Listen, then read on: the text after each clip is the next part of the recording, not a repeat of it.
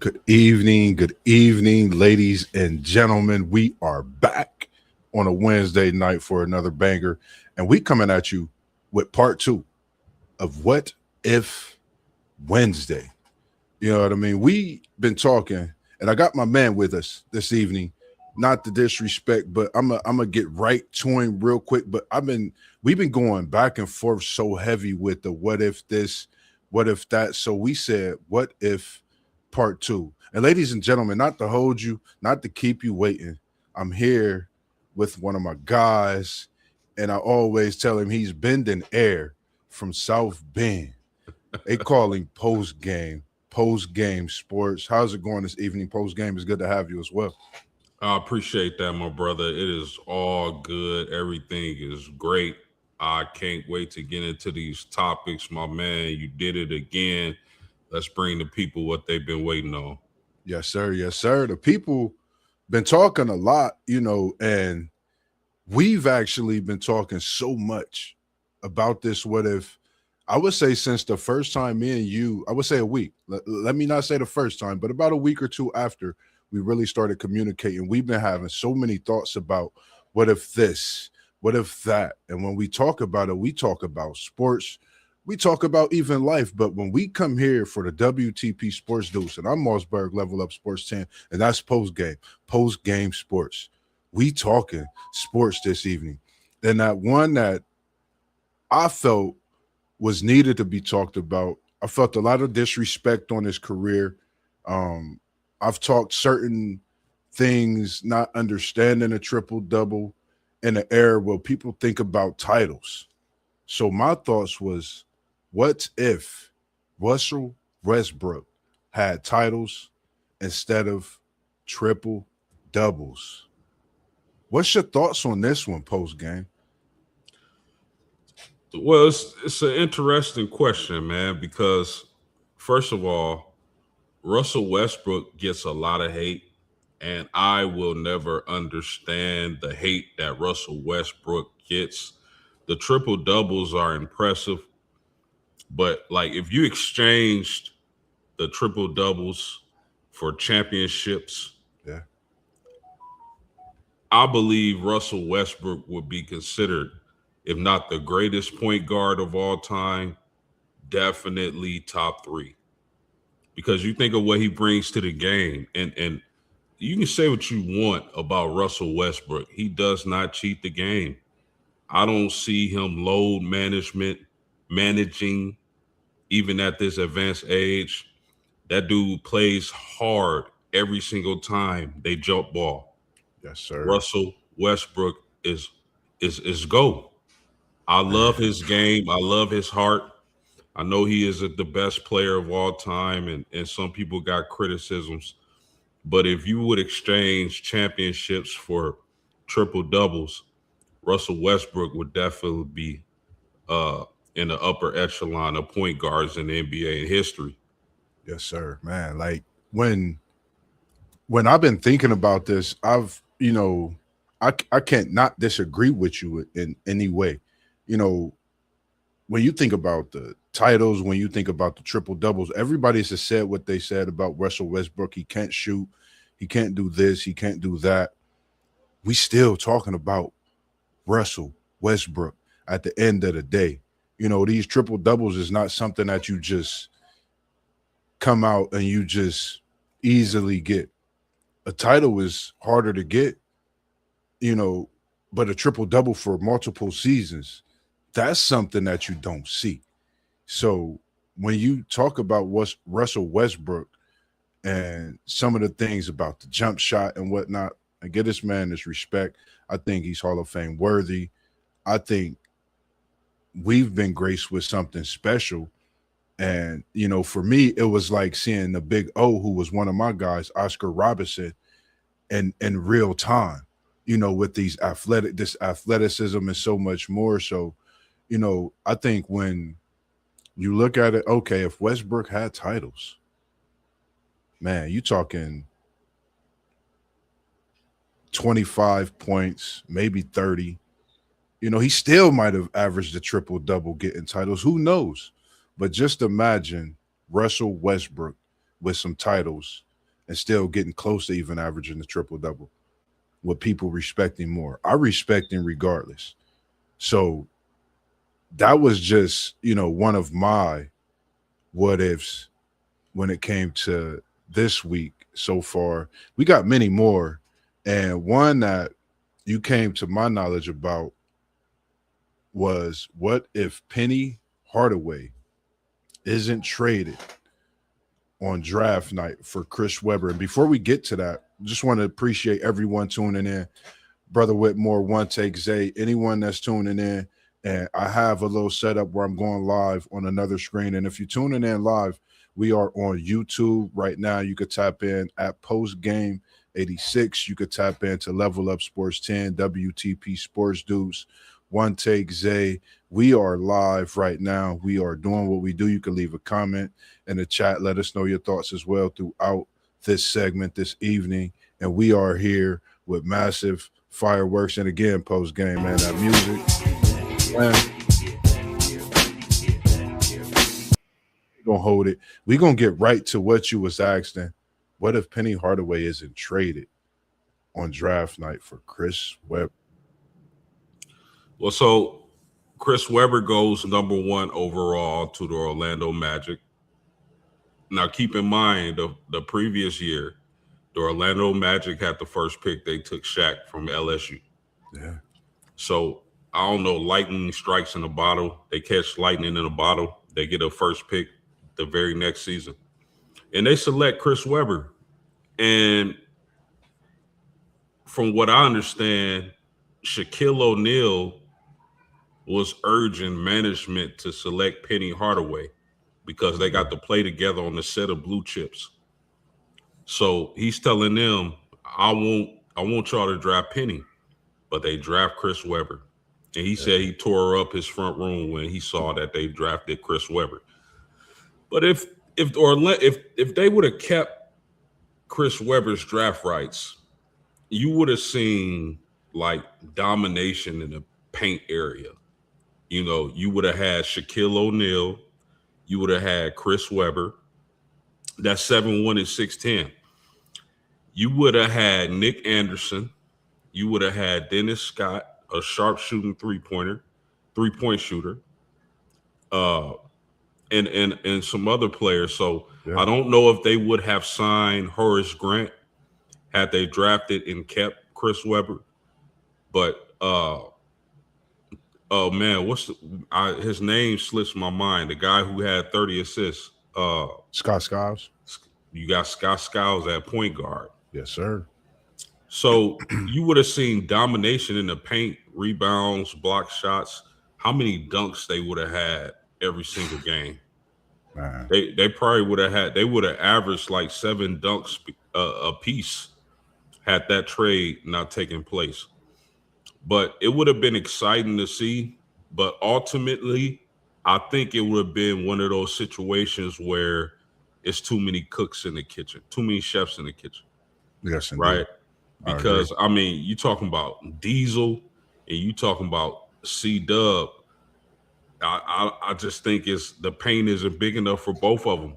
Yeah. So I think ultimately, while that would have been exciting to see, the Magic made the right decision in trading for the point guard, the 6'7" point guard from Memphis State at the time, Penny Hardaway. But Chris Webber and Shaquille O'Neal, I have no doubt in my mind, would have been dominant. Long term, I don't know if that works because you got two bigs who demand the ball down low, and Chris Webber can handle the ball a little bit. But, man, that would have been fireworks and exciting to see. Yeah, I totally agree. I think, for me, it's the same thing because you got Shaq, you got C-Webb, two bigs that were very, very ball dominant, but they were doing what they did best, dominating that block, dominating the paint, and drawing the double team, night in and night out. I think, when it comes to that what if factor, man, Penny, and you really think about that because it would have been times where you got C-Webb and Shaq versus the bigs in the East, the possibility of that, you know, matchup. I think at that time, Tim Duncan and David Robinson, earlier in their career. You going against Akeem Olajuwon and those guys earlier in their career. You know, with that help, elevated Shaq and those Magic not being swept. In that early career where they have been able to propel in the East with the guard. Like how many assists would Scott Skiles have had with Weber, Shaq, Nick Anderson, like you said, Scott, Royal, the team that they had, they just had a team that continued to will through that East. And we seen and knew what the East had at that time. You really had to play your best basketball during the playoffs, be stout, get through that physical season in the East at that time and just ball out. So that was an era to where it man, it's so many what ifs in that era. One that I wasn't able to get on just to keep it on this subject of the what if. I had came across someone, and the one thing that come to the forefront is what if Grant Hill's injury? What if Penny Hardaway, as we just spoke on Penny Hardaway, and what if Tracy McGrady? I'm gonna put all three. I'm not categorizing. I'm not comparing. It's just I think when you talk about the comparisons that they receive, you're talking about a Grant Hill who received MJ comparisons, talking about a Tracy McGrady who received, Kobe Bryant comparisons, and we're talking about another counterpart, as well, and the greatness not to forget about Brandon Roy. I mean, it's so many when you think of this list: Penny, Hill, Roy, T Mac. Just give me your thoughts on those what ifs post game, if you could. Yeah, man, that is some of the biggest what ifs of all time. I mean, you talk about Grant Hill coming out of Duke, a 6'8" small forward. I still remember him crossing Scottie Pippen and taking it to the rack and dunking. That dude was athletic. He was intelligent. He was tall. He was strong. He would have been excellent. Tracy McGrady, the same thing. That dude was deadly. I mean, does anybody remember what he did to Houston in what seconds? Seconds, 33, 13. 13 seconds? Or was it 13 points in so many seconds? But yeah, 13 and 33. Crazy. Tracy McGrady was an unbelievable player. Brandon Roy, oh my goodness, that dude was smooth as butter. My goodness, Brandon Roy, I really hate that injury happened to him. He was such a great player. I mean, all these guys that we speak about with these devastating injuries, bro, they would have been all-time great players. I don't know. I don't know if maybe if Grant Hill in Orlando with Tracy, maybe if they're able to stay together and still make it to Orlando with each other, maybe they get a ring. But I don't know, due to the all-time great players that was just dominating the game around that time. Yes, sir. And another one, of course, I didn't mention because I know we would probably speak on this young man. You know, Chi Town, one of Chi Town's finest, I think. You know, Parlay Poe was in the chat. Shout out to Parlay Poe. Shout out to the whole chat for the guys for the questions as well, and the what ifs that they sent through. He had the question of what if Derrick Rose didn't get hurt. He said top five all time. What's your thoughts on this? Top five all time, period, or top five point guard? Point guard. I believe he was referring to point guard all time, possibly all time, but definitely point guard for sure. I know Parlay Poe. Yeah, easily. Easily. If Derrick Rose is able to stay healthy, keep that athletic bounce that he had, there's no doubt in my mind he would be top five. He would be challenging for whoever. I think he'll be challenging for top three, because is do we still do we still talk about Steph Curry how we talk about Steph Curry? If that's a big if Derrick Rose is healthy, Yeah. Yeah. is Derrick Rose the one winning championships? I don't know. It's. I mean, these what ifs are crazy, bro. Crazy. So Crazy. I definitely believe if Derrick Rose is able to stay healthy, he's definitely a top 5 point guard. Yeah. And we appreciate you tuning in as well. We have Cajun Meatball tuning in this evening. The first time I seen you, we definitely appreciate all those people that's new and tuning in this evening. One take Zay, he said that would have affected KD's legacy as well. Speaking on Brandon Roy, I believe, and he said if Brandon Roy could have stayed healthy, he probably would have been better than Kobe. And when you hear one take Zay, I'm leaving this here for a minute. When you hear one take Zay, rest in peace to the GOAT next to Mike, to me, my opinion, one of my greats is Bean.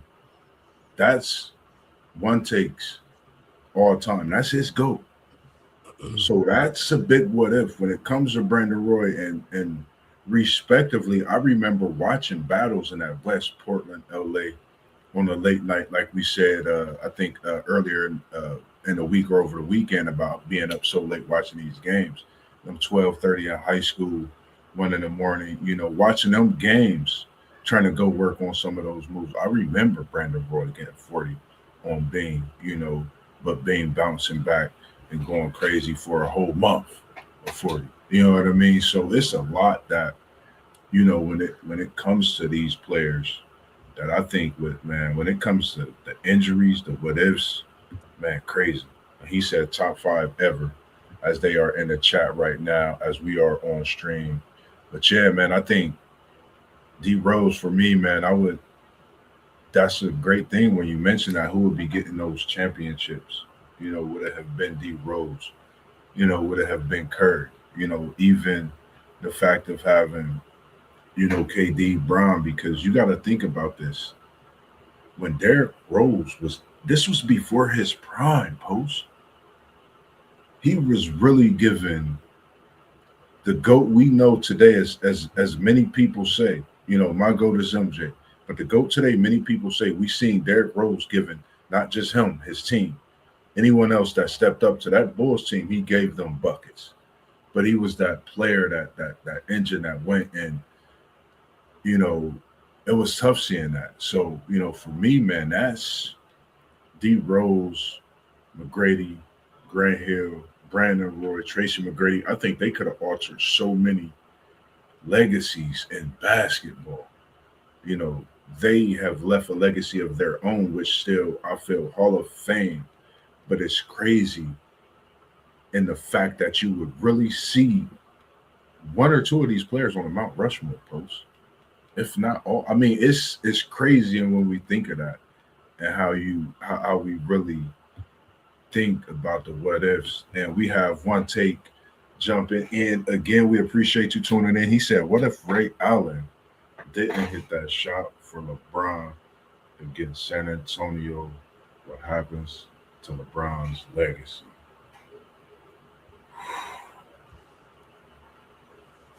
That's interesting. I think the better question would be, where would Tim Duncan be on the all-time list if he's able to get 6? Or how many Tim got? 4 or 5? That would have put Timmy at 6. Yeah, I think the better, because the NBA was going to continue to push LeBron whether they lost or not, right?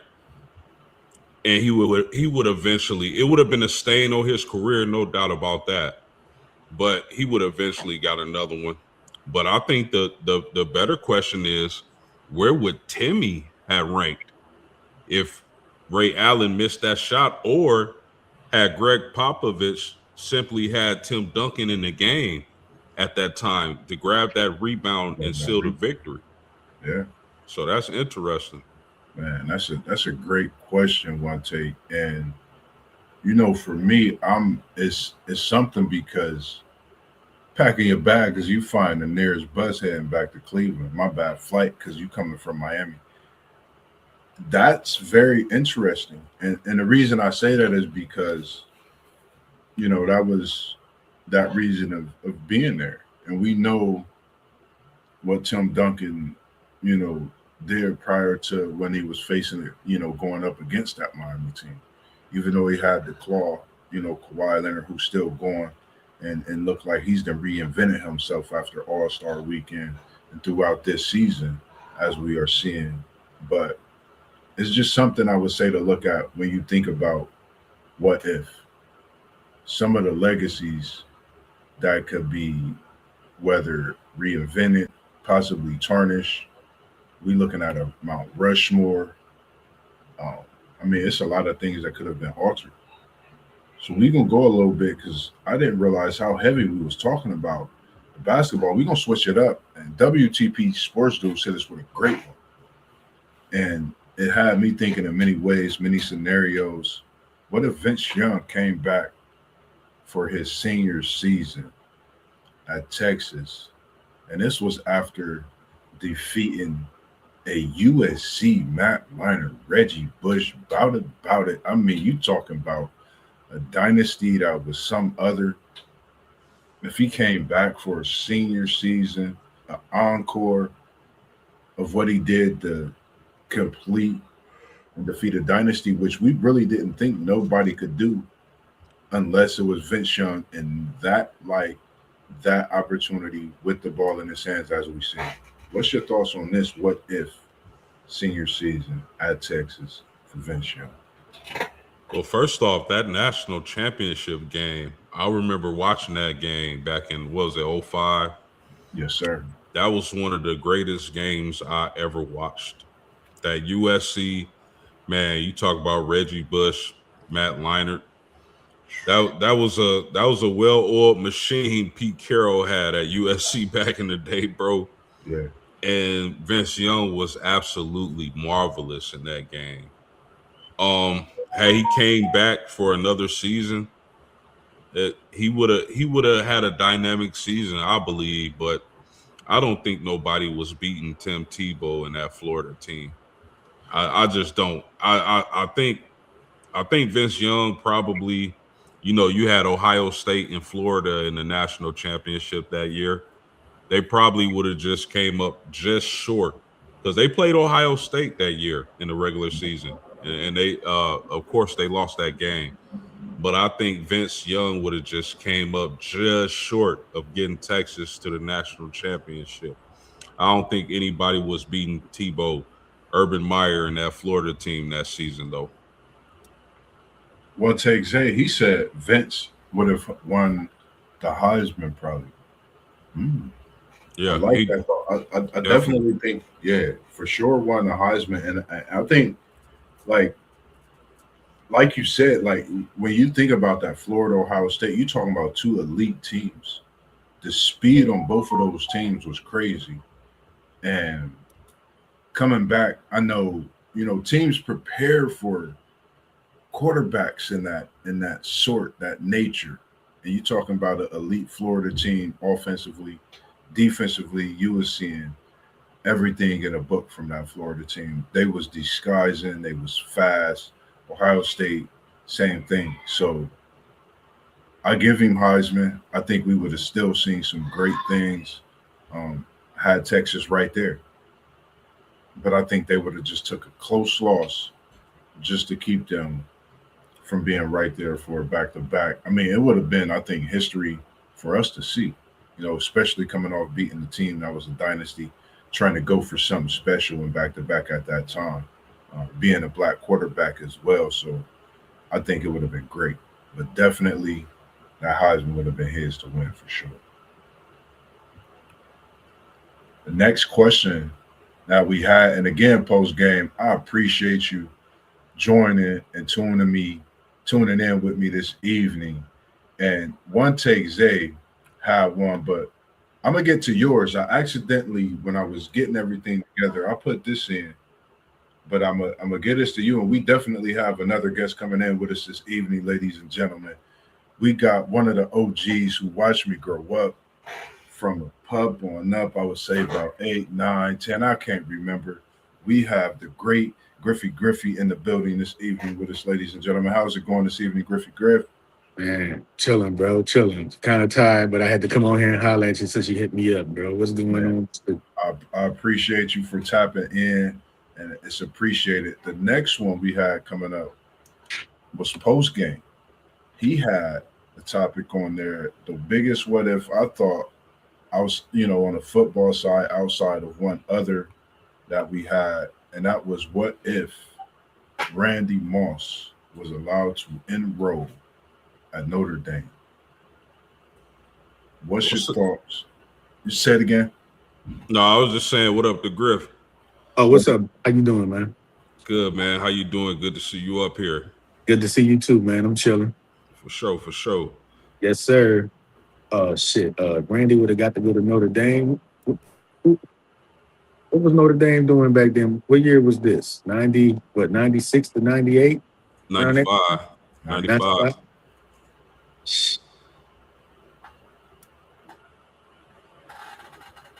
Randy, he was the 18th pick in the draft. When he went, he'd have probably been the number 1 pick in the draft. He went to Notre Dame. Definitely. Man, get this man. This dude is. Hold on, y'all. I'm sorry. Give me 1 second, man, because that deserves a round of applause, bro.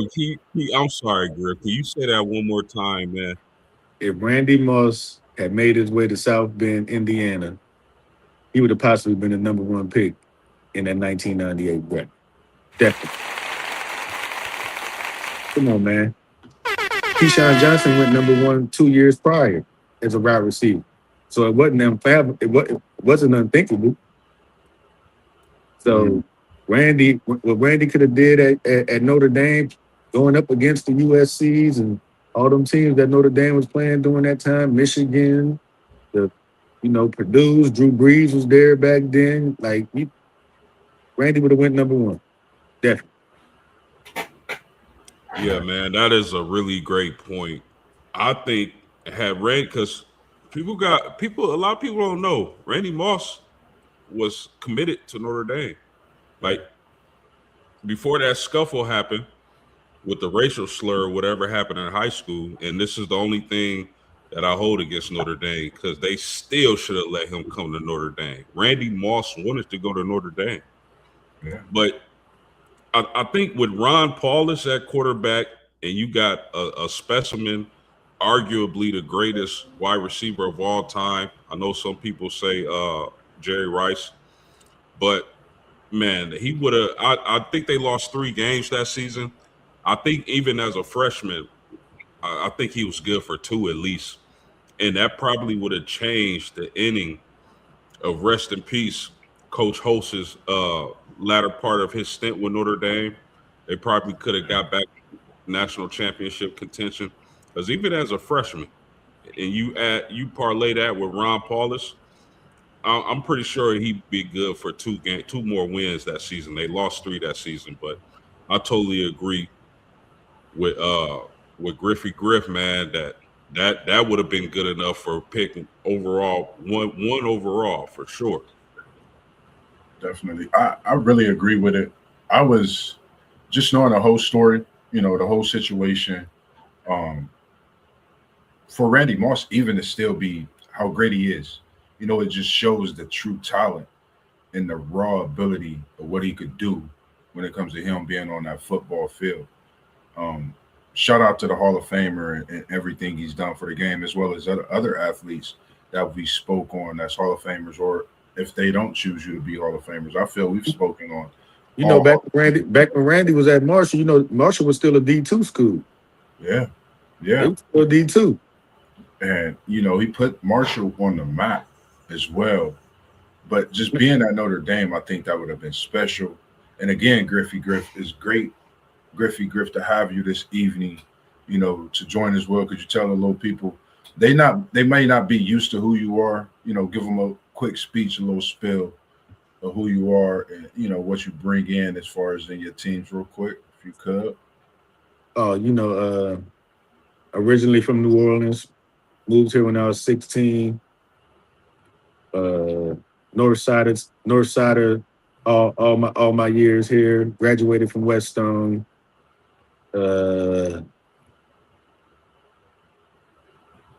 My football teams. I'm a diehard Saints fan, diehard Knicks fan, diehard Cubs fan. You know, from the South Linden area, running through the terrace and in the number streets when I was younger. You know, came from that to what I am now. You know, fathers, grandfather, and just trying to live my life and make everybody around me better. That's who I am. Yes, sir. Don't forget to tell them. We just finished up with Women's Month. Even though they came up George short, you had a daughter that was out there hooping, and you have a daughter that's got accepted, man. And we appreciate what you do as a father and that. They came up short in the Final Four. It was heartbreaking because we got down early a little bit, came back, controlled the game.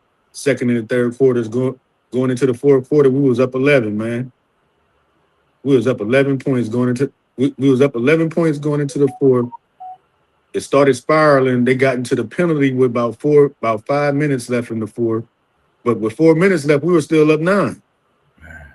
But our girls it seemed like their feet got stuck in the ground. They couldn't get their hands on rebounds. A lot of second chance points from the St. Henry team with a remarkable comeback against us. They're a very good team to come back from 11 on us. Usually that's death for any team we played against this season. But they showed their grit, end up coming back against us, and they won the championship game by 20. So that kind of eased the pain to know that we lost to the better team, but it still hurts that we let them come back and beat us because we had them foot the neck. Yes, sir, man. Well, we appreciate that and definitely appreciate you being here this evening and to stay on some greats when it comes to the football side. And we talking what if, and I know it was a comment that came in the chat, what if, shoulda, coulda, been. We talking sports, and it's always a what if. It don't matter what part of life or anything that you talking, a what if is a what if. What if Barry Sanders didn't retire when he did? They'd have had to get him out of Detroit first. They'd have had to get him out of Detroit. I think it was a few teams out there. I think the Dolphins came up during that time because all they needed was a running back to get over the hump back then. Yeah. Two other teams, but he'd have definitely had to get out of Detroit. What's your thoughts on that post game? 100% agree. I think, Barry Sanders gave the Lions 10 years of his career, 10 dynamic years. He finished with over 15K rushing. Yeah. He probably would have played 3-4 more years. Yeah, he had about 3 or 4 more. Yeah, he probably would have finished with about 20K, maybe 130 touchdowns. I mean, Barry's Barry, man. It's one of the great travesties in sports and nothing against the Detroit Lions, but man, I wish he would have played for somebody else. Yeah. 100%. Barry Sanders is GOATed. Still to me the greatest running back of all time. I love watching Barry Sanders, even though I called him at the latter part of his career.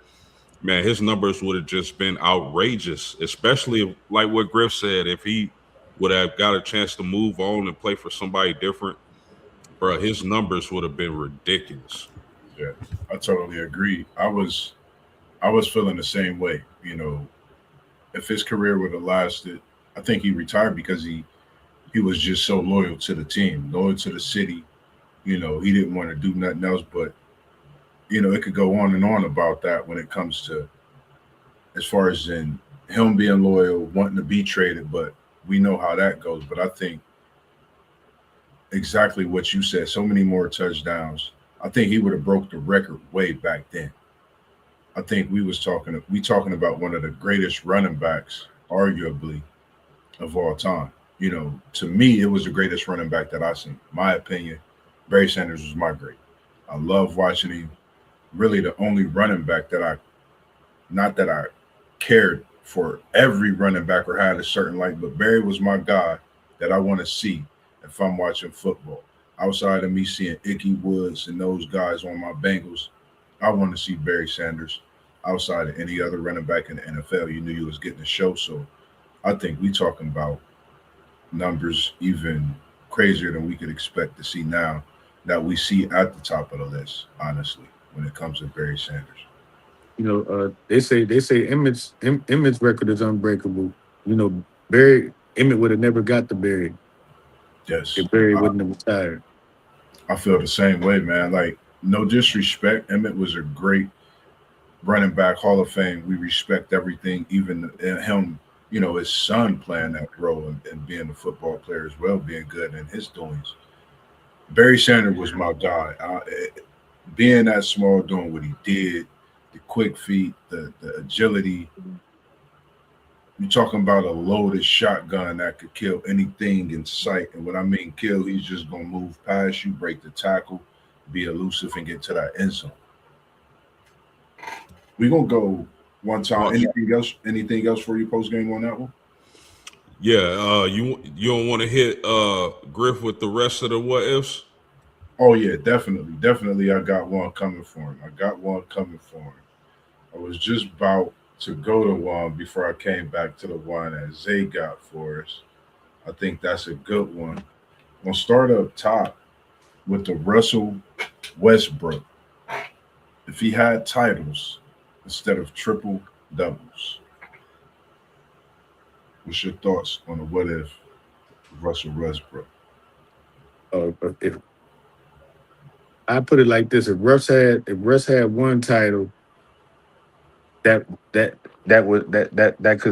would skyrocket him up the list of greats. But if he had two, we could possibly say that Russ is probably one of the top 5 greatest point guards ever to play the game. If he had 2 titles, some people still think that way. I don't think so. I think you need a title or two to really be considered in any type of top 10, top 20 type of ranking. But yeah, if Russ had some rings and less triple doubles, he'll definitely be a top 5 point guard in just about anybody's eyes. I think if he would have led teams to championships at the point guard position, he'll be considered one of the greats ever. Even though he already is, but you know what I'm saying, immortal. And speaking on point guards, I'm gonna put these guys in a not class by themselves, no comparison, but I feel these players, Derrick Rose, Tracy McGrady, Grant Hill, Brandon Roy, I feel they was ahead of their time in their prime at a time to where they could have changed the dynamics of the game in that GOAT status without being hurt, without those injuries. What if those 4 players didn't get hurt? Rose being one that was not even in his prime. Yeah. What's your thoughts on those guys? I think I was going back and forth with L on this on Facebook earlier. But Rose would have continued being a problem if he wouldn't have got hurt. Brandon Roy was a terror out there with his game. Who else you name? McGrady? Grady. Oh yeah, T-Mac, Mac Sauce.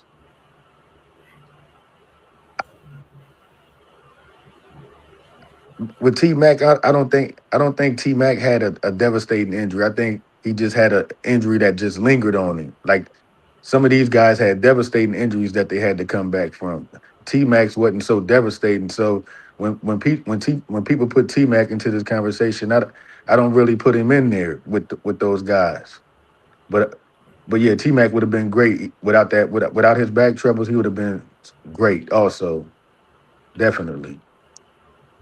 What you was looking at me to rank these guys? No rankings. Oh, okay. Just speaking on that, and then like Grant Hill, what's your thoughts on Grant? Oh, Grant, I think Grant would have been better than all of them if he would have never got hurt. Mm-hmm. Just think. If Grant and Tracy would ever got a chance to play in Orlando, bro, we got robbed of that. Man, we got robbed of that. that would have been fun to watch. Both of those guys playing at a high level, injury free.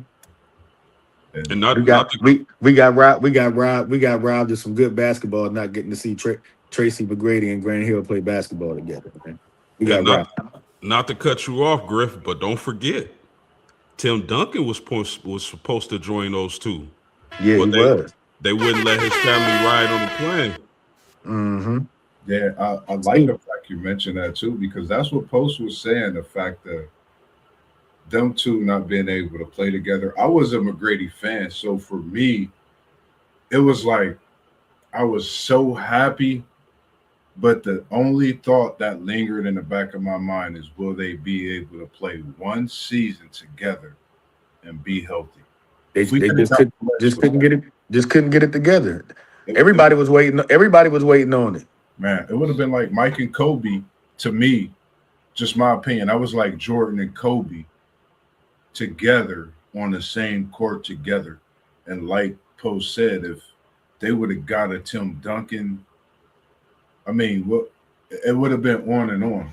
With this, what if those who could have, like, I think, Because they both. Go ahead, Joe. Now, I just think that's just something, because when you think about them too, you talk about, of course, the injuries, but a lot of people forget that they was actually at Orlando for a couple of years, never had the health to play together. And if we would have been graced with that, man, just give me a season of Hill and McGrady in basketball. You're talking about 2 6'8", 6'9". I mean, like you say, one got compared to Mike, not even in his prime, way before his time. And one was basically studying Kobe, and McGrady and Kobe was like brothers. Respect the Kobe, R.I.P., and that's just my thought. Like I say, shit, when you look at the release of the basketball, McGrady and Kobe were the same person. They were the two of the greatest shot makers in the history of the game. Tough shot makers. Tough. Not just make shots when they open, make shots in people's face. They made tough shots. Like two of the like if you had to make a list of players who made the toughest shots, Kobe and Tracy McGrady's name is right up there with the greats in history. Absolutely. Making tough shots. 100%. I put them both in the top 5 in mine. As far as hitting tough shots, like I say, not wide open shots. We're kicking out like 1-on-1. You got me D'd up, and I still make the shot on you. Ain't get no better than Tracy and Kobe. Yeah, those two, they weren't scared of anything. Yeah, especially Kobe, T-Mac too, but especially Kobe. You could have 3 people on him. Remember what he did to Ruben Patterson? That game tying 3. Yeah, from the top of the key, and then the game winning 3 in the same game, bro. That take guts. Patterson was right there in his face. That take cojones. Take a Mamba mentality, man. And when I think about it, man, respect the code of the game of basketball for me, because like I used to go imitate things that he did, and like I said, I keep seeing this Laker video that's been out surface, and I think of Kobe and that baby when his mom was holding him in the stands, and he was looking and watching his pops on that basketball court in that decisive game with those Lakers. I think of, he had that mama mentality then, watching a game 7. For us to still talk about basketball, and when you talk basketball, you can't talk basketball without mentioning the great 2-4 or 8, pick a jersey, the Mamba.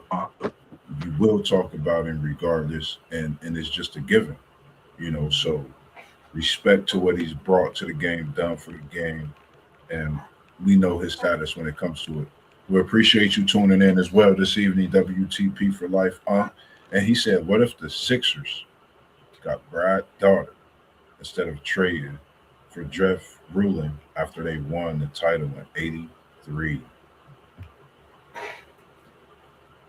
And we got who? Brad Daugherty. Did Brad Daugherty come out in '83? Instead, of trading for Jeff Rulin after they won the title in '83. They, he was one of the top bigs when he came out. I know. I didn't think he. I thought I thought Brad Doherty came out later. That's all. That's all I was saying. I didn't know he came out in '83. That's a surprise to me. I thought he came out a little later, like '84, '85. He played with Jordan Worthy. I think this would have been something.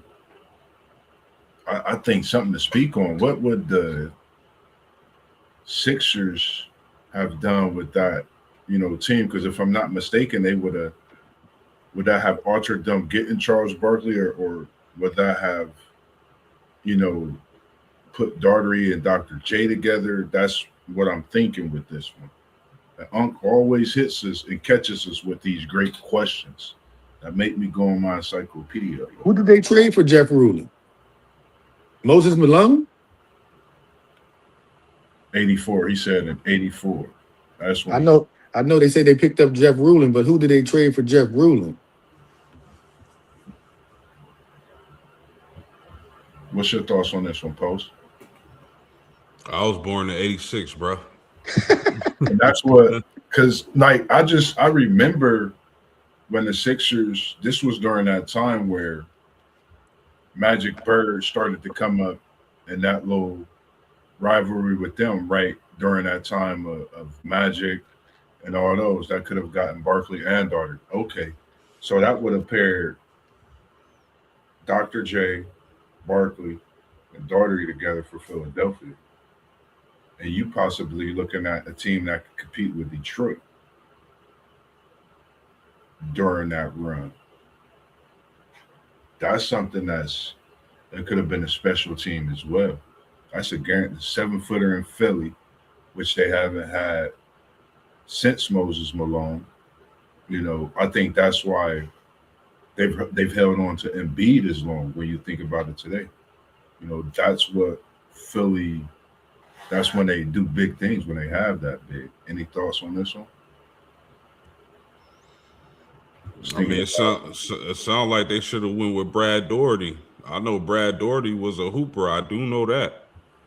Yeah, because I was born in '82, but it just made me think about them '80s rivalries that I had watched, you know, over the years when I got a little older. And he said that the Sixers traded their high draft pick for Jeff Rulin. And Rulin, he was really a player that everybody kind of like went up people's draft boards, but to go up that high, I think was kind of wild itself. And one take, I had a great question, and I don't know. Nobody really asked me this, and I think everybody will know where I'm going with this one. I'm an FSU fan. I'm a diehard FSU fan, and be careful what you say about my guy when you see this come up. And we talking about what if Peter Ward. I think we know the rest post game. We talking about arguably today still. And I'm talking about Reggie Bush. I'm talking about Vince Young. I'm talking about any college player that's put on a uniform and played a game of college football, or 2, or a season, or 4 seasons, or 6 today, as they have sometimes. What if Peter Ward didn't get caught just getting the hook up on close post game? I'm gonna have my thoughts on this. What's your thoughts on this post game? And the great Griffey. I'm gonna start with you post game. Yeah, when you talk about Ward, man, anytime, first of all, dynamic punt returner, kick returner, great wide receiver in college. I think Florida State is still the only team to start number 1 and end number 1 in college football, if I'm not mistaken. That was during Ward's time. And anytime you go top 5 in the NFL draft as a wide receiver, you know you destined for greatness. Obviously, that didn't happen for Ward and the Bengals. TJ Houshmandzadeh ended up taking his spot, and he ended up being released and playing elsewhere. But Man, Warwick was dynamic, man, and I see why you a Florida State fan, Moss, watching somebody like Warwick dominate the game in the fashion he did. Yes, sir. What's your thoughts on this with Great Griffey? Griff?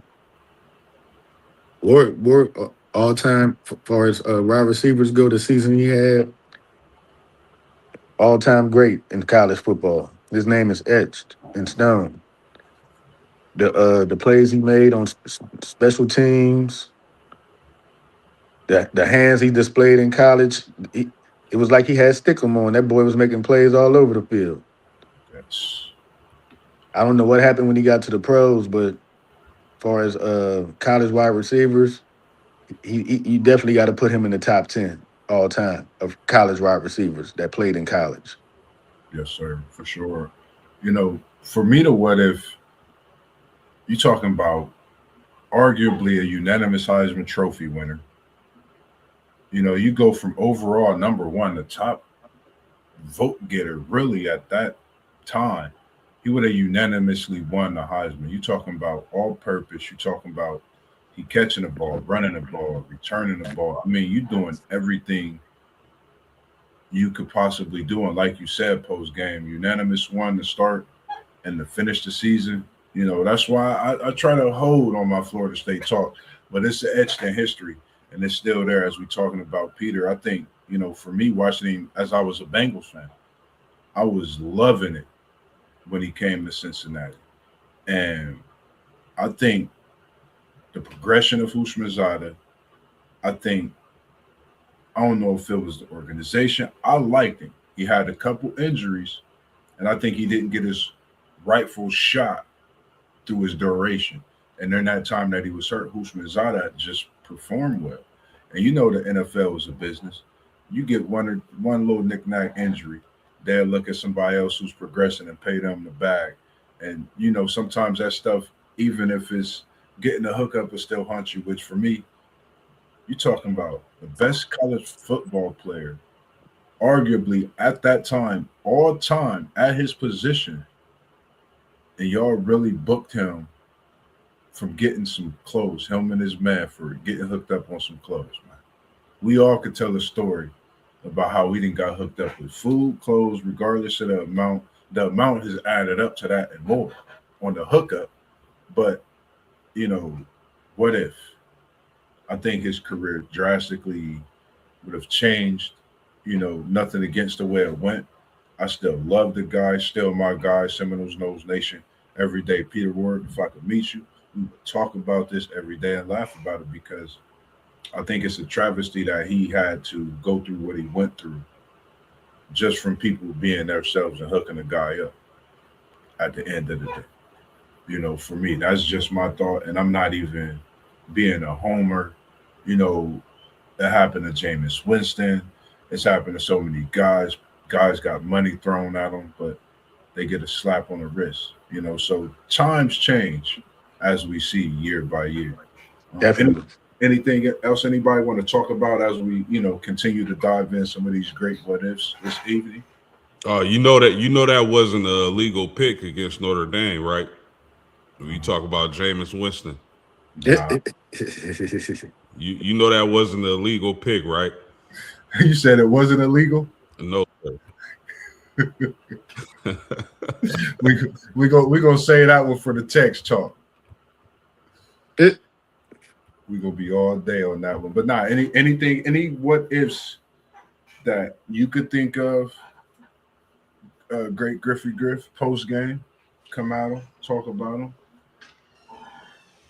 Yeah, you didn't. I wanted to get Griff's thoughts on what if Orlando would have kept the draft rights of Chris Webber instead of trading for Penny, how that Orlando Magic team would have looked, and could it have worked? Webb and Shaq? I definitely think it could have worked. It could have worked. Because, you know, Webb was a smart player. Very smart. And the coach at the time, forget who the coach was, but I'm quite sure whoever the coach was could have made that work. because Webb was that type of player. He didn't have to play on the block. You know, he could have gave that block to Shaq, been that point forward for them. They had weapons. You know, they still had D. Scott, Nick Anderson, Scott Skiles. Absolutely.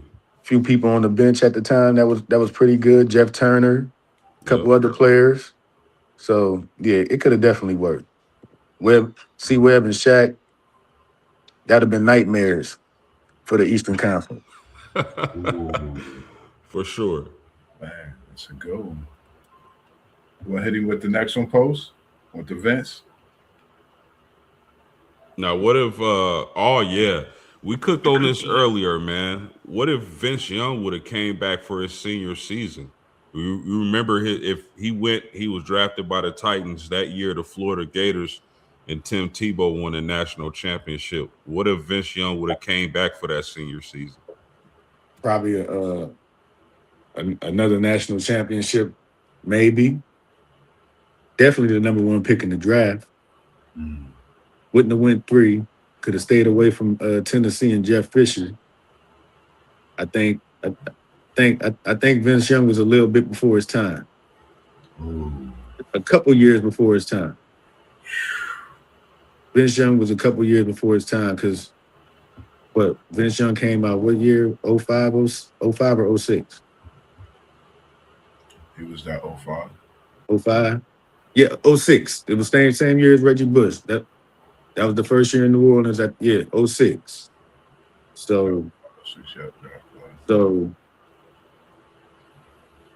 when did Harbaugh start doing this, letting Colin Kaepernick go crazy? Like 2010, 2011? Yeah. Vince Young was about 5 years too early. About 4 or 5 years too early before his time. He'd have got a legitimate shot if he'd have came about 4 or 5 years later. I think they tried to mold him into something that he wasn't. He wasn't a pocket passer that just sat back there and no, he was a one read quarterback. Yeah. Put him in the shotgun, put it in the running back's stomach, take it back out, throw it to the wide open man. He wasn't a drop back passer, and that's what he was forced to be. And on top of dealing with Jeff Fisher, who never really liked him to begin with, it kind of ruined his career. Just made me think about was Vince Young in the RPO before the RPO invented itself, or before they say this play that they call? Definitely RPO before they start calling the RPO, man. That's all he did. The whole Texas offense was predicated off of that. Put it in the running back's stomach. He either keep it, Vince go run it, or he go throw it to the first man that he see open. He ain't sitting back there making reads. But he was a very good player, but he just came up at the wrong time, where his skills could have been better utilized. Definitely agree.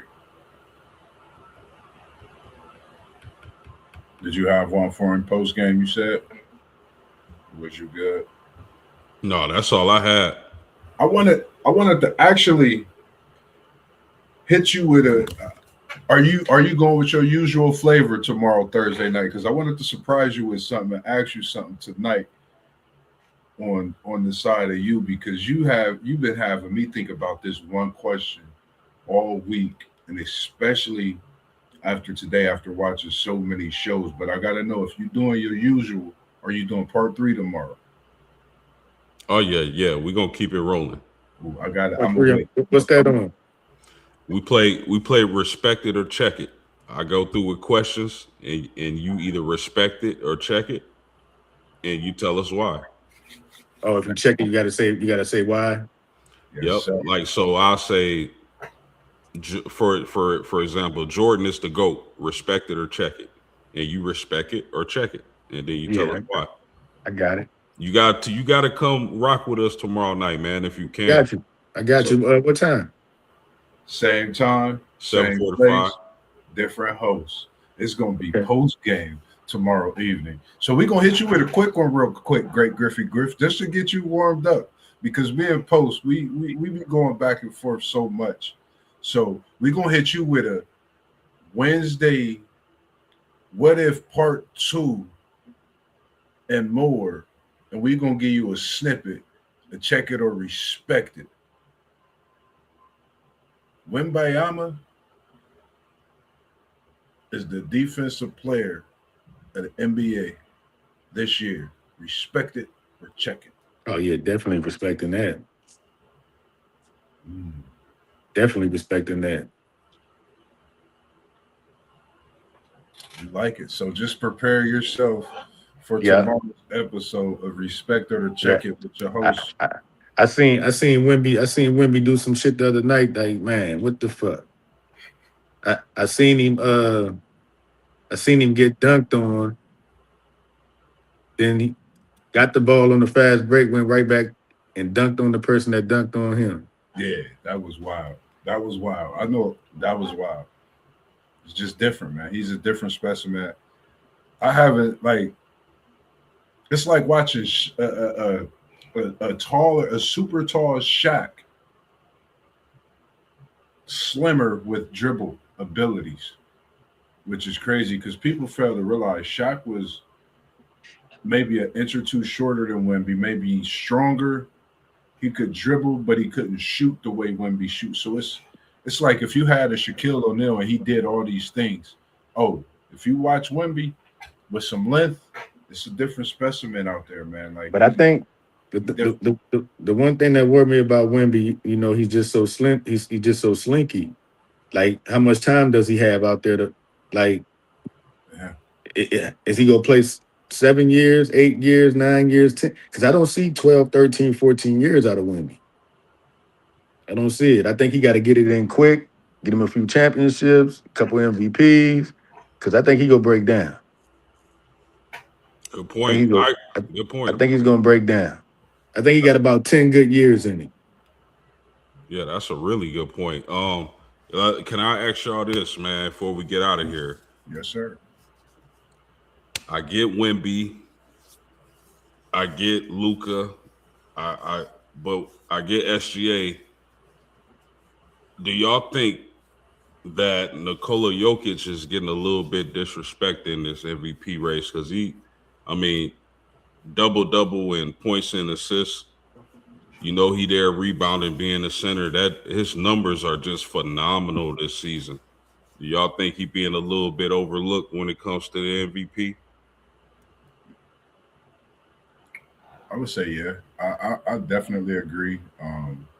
I've overlooked him myself. I think when I've seen him do what he's doing, I guess I'm used to seeing Denver at a higher level. Even these are career feats for Jokic. I know they've had some injuries, but I was rocking with Cade before he dealt with his injury. He's literally turned that franchise around. Yeah, that's why I've overlooked him. I've seen what he's done, but it's like, your center is averaging a triple-double, man. It's crazy. It's crazy. Ridiculous. But I think he's getting overlooked because, he's a 3-time winner. Denver, what they setting at in the West? They're like 4 or 5? 4 or 5. SGA is playing he's on the best team. Luka's in front of him. Luka's team's in front of him right now. Wemby's team's in front of him right now. So I don't think he's getting overlooked. He's just getting overlooked by players who's having the same type of impact playing on a better team. So I think if Denver was number 1 in the West, it'd be hands down Jokic be MVP. Come on now, y'all know that. So it'd be a no-brainer. It'd be a no-brainer. If Denver was number 1, if Denver was number 2 in the West, it would be a big argument for him. But they're number 4. He's number 4 or 5, set behind 3 players that's teams are playing better basketball than his team. So that's where I see it at. I think that's where the discrepancy comes from. That. And that's the thing. Like for me, when you think about it, like you said, the Lakers, they've been back and forth with the win streaks, and then now we're seeing Luka on the tear that Bron didn't even do. that other Lakers in franchise history did. So I If think Brian can play center in the playoffs, the Lakers have a chance. Brown plays center in the If playoffs. Brian plays center in the playoffs, I'm talking about a lot of time at center. Put him at the 5 and have Luke out there with Reeves and 2 other people, and they go. I think OKC would sweep them if they did that. But I just think it's just the fact that it all depends on OKC's line. If they got Hartenstein in there, definitely. But Brian gonna have to do some of that. Yeah, I think the problem when you get into playoff basketball, we all know that your weaknesses are exploited. I don't think the Lakers can stop a nosebleed. They can score 1,000 points, but that defensive side of the ball might hurt them, man. vulnerable. And while we at it, the Naismith Defensive Player of the Year is Hannah Hidalgo. Shout out to Hannah Hidalgo, man. Yes, sir. Shout out to Hannah Hidalgo. I know that's your girl post game. And speaking of Hannah Hidalgo, I had this question for you. Shout out to the women and men's in the tournament where you are respectively, giving us great basketball. These tournaments have been something special. What if, and I know this is probably one of the wildest what ifs to think about, but I'm that guy. What if Hannah Hidalgo got selected for Player of the Year without being on that candidate list? Bro, is that has that ever happened? No, sir, not that I could think of. Man, if that's possible, they should, because again, and I've said it in multiple videos, I've been saying it all year, nobody affects the game on both ends of the floor like Hannah does. So I think she would be deserving. And just like Griff talked about, man, your team standings and where they're at affects that a lot. But again, man, I just say nobody affects the game as at point guard. Your 5'6" point guard affecting the game on the defensive end and the offensive end like she does. I would have gave it to her in a heartbeat. I agree. For me, man, if that was to happen, I think it goes to show, man. Like you can't always look at what you see on the bulletin board when it comes to these accolades and rewards. You just got to go out and keep doing what you do. I think she's done just that, which, elevates her into being a defensive player of the year. She had a lot of goals, I'm sure, going into this season, and she just wanted to conquer each goal. So, shout out to what she's done and graced us with basketball, and she will be back for another campaign. I can't wait. I seen it the other day when she broke. I didn't get a chance to talk to you about it. What's your thoughts on this one, Great Griffey Griff? What if Hannah Hidalgo gets selected, not being on the list for Player of the Year?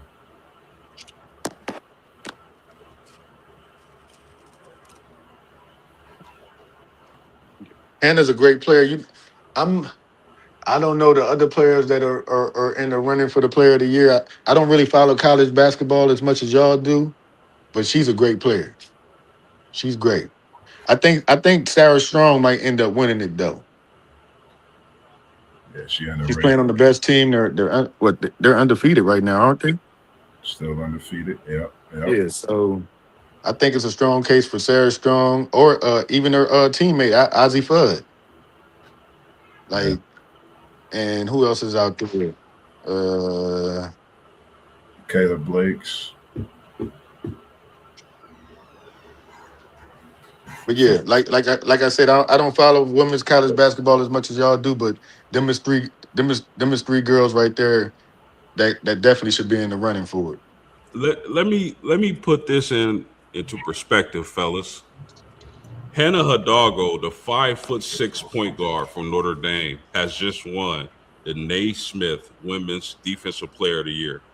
Can I tell y'all the last 4 winners? Cameron Brink, Aaliyah Boston, Natasha Mack. What do they all have in common? Them 6'9" bigs. Hello. Oh, she in the land of the giants, doing work. Hannah Hidalgo, we see you. And what do you call her post game? What do you call her? Grand Theft Hidalgo. Grand Theft Hidalgo. We appreciate what you gracing this basketball. That's a good one. Well, we can't wait to see you for another year as well. I just can't wait to get back to Women's Month next year, but I might have to switch something up a little bit and make some Wednesday just for Women Wednesdays, respectively, with the sports the way they are, and not just leave that 1 month for you women, respectively, because I think, for me, I really enjoyed the last month tapping into these different talks on Women's Month. I have a mom, I have sisters, I have daughters, grandparents. So it's all appreciated. Nieces, so it's greatly appreciated all across the board. Grandbabies. So when it comes to those women in your life, make sure you hug them, you hug them tight, tell them you love them, appreciate them. We all make mistakes in life. Those are also some talks that I'll be bringing to coming soon. I've been in talks with a few people. I know mental awareness is something that needs to be looked at each and every day of our life, not just a certain month. A lot of months have a certain month. It's not about just that month. I know it's a focus. I get it. No disrespect. But here, MossBurgh at Level Up Sports 10, I want to bring a lot of those too throughout the year, whether it's in conversations, whether it's in talks with whomever you may be. I think it needs to be brought to the forefront a little more throughout, especially in the neighborhood where I grew up at, where I currently reside in, to be an effect in different ways. And if you see me, trust me, I might be tall, I might be dark skinned, but I'm a gentle giant, man. I'm not going to bother nobody. I might talk to you all day about my podcast and try to get you on my show to like and subscribe, as you should do to all the channels that you see below. Anything that you want to say before we get out of here post game, Great Griffey Griff? No, I just want to say great show once again. Yeah, great show, fellas. Yes, sir. If you out there, you listening, you watching, make sure you hit that like button, subscribe to the channel. Don't matter which channel you watching from. Make sure you subscribe and hit that like button. Yes, sir, man. You heard what Post Game said. Make sure you like, subscribe, post, man. This right here. There, man. As y'all heard Post Game say, we're going to take y'all out this evening. Can you hear me, Post? As long as you can hear me, we good, man. I love what we've been doing, man, and it's nothing but love when we come through and when we cooking up here on the show every day, every time you see us tuned in. This is your boy, MossBurgh. Great Griffy Griff. Make sure you tune in to all the channels below. And you got my man Post Game in the next step. We're going to get up out of here. KT's Eating this Friday. I got a couple edits coming out for you, so make sure you stay tuned in to everything we're doing. Level Up Sports 10 on Instagram, Level Up Sports 10 on Facebook, all the channels you see. We're going to be dropping things, and KT Eats Good Eats is back on this Friday and this Saturday. We popping up, so tune in and make sure that you see tomorrow's. Check it or respect it. Same time, same place, different hosts. It's going to be Post Game Sports. We was in the building. We out. Yeah. See y'all, fellas. Love, man.